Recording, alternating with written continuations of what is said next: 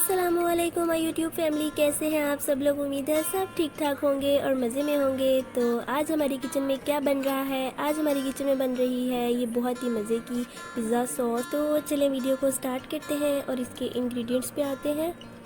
तो ये total ingredients हैं जो हमें चाहिए। मैंने 2 से 3 टेबलस्पून लहसुन का पेस्ट ले लिया है, एक टमाटर ले लिया है। टमाटर को आप किसी भी शेप में काट लें क्योंकि अल्टीमेट उसने गलना है।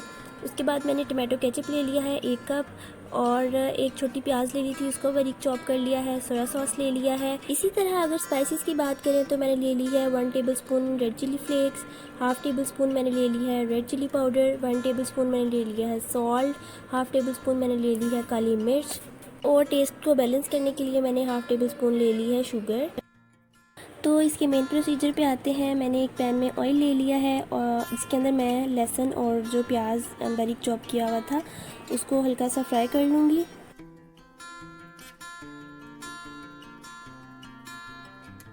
तो जितनी देर तक के फ्राई हो रहा है उतनी देर तक आपसे रिक्वेस्ट है कि मेरी इस वीडियो को लाइक कर दें, मेरे चैनल को सब्सक्राइब कर दें, और अगर आपने अभी तक मेरा इंस्टाग्राम का पेज फॉलो नहीं किया तो उसका लिंक भी मैं डिस्क्रिप्शन बॉक्स में दे दूँगी, आप उसको जाके भी फॉलो करें।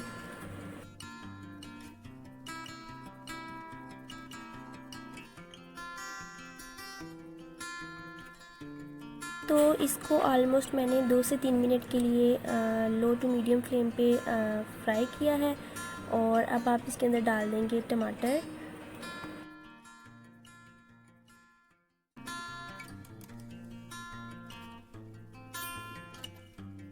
इसको आपने लो फ्लेम पे ही कुक होने देना है। जब ये थोड़े से गल जाएंगे तो इनका जो छिलका है वो सेपरेट होना शुरू हो जाएगा, तो आपने इसके अंदर टमाटो केचप को ऐड कर देना है। तो यहाँ पे आप देख सकते हैं कि ये नरम हो चुके हैं। अब इसके अंदर मैं टमाटो केचप को ऐड कर दूँगी और इसको आपने अच्छे से मिक्स कर लेना है।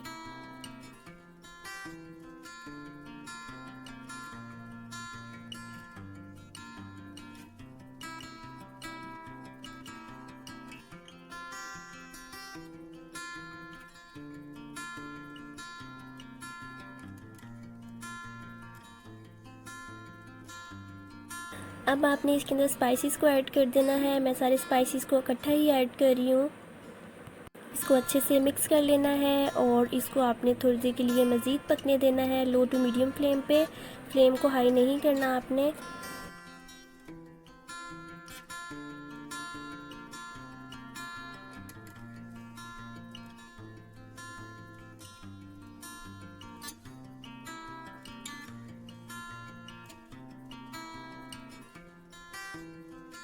जब इसके अंदर बबल्स बनना शुरू हो जाएं तो आपने इसके अंदर सोया सॉस डाल देना है। तो मैं यहाँ पे 1 टेबलस्पून इसके अंदर सोया सॉस डाल रही हूँ और 1 से 2 मिनट के लिए इसको फर्दर कुक होने देंगे।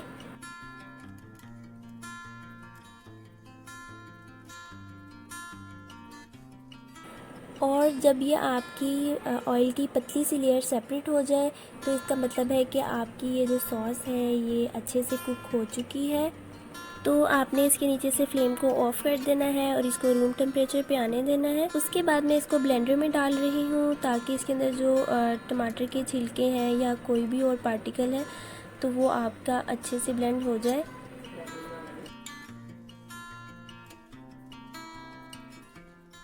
उसके बाद आपने इसको डिश आउट कर लेना है और ये आपकी पिज़्ज़ा सॉस रेडी है। उम्मीद है आपको ये रेसिपी अच्छी लगी होगी। काइंडली मेरी वीडियो को लाइक कर दें, मेरे चैनल को सब्सक्राइब कर दें। फिर मुलाकात होगी इंशाल्लाह नेक्स्ट रेसिपी के साथ। तब तक के लिए अपना बहुत सारा ख्याल रखें। अल्लाह हाफिज़। Thanks for watching.